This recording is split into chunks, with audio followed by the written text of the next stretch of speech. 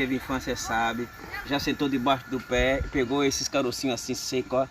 E dentro tem aquela castanha. Veja meu pai, olha. Pega aqui assim, ó. Bota aqui. Aproxima se quiser mais coisa. E quebra. Aqui dentro, olha.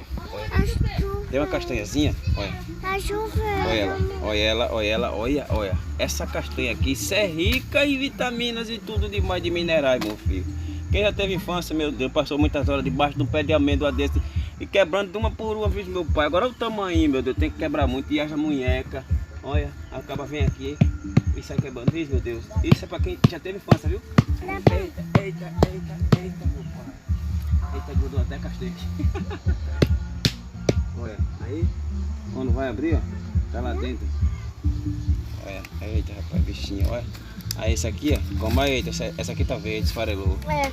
Mas é isso aí, quem já teve infância aí, e haja murro, viu? Opa,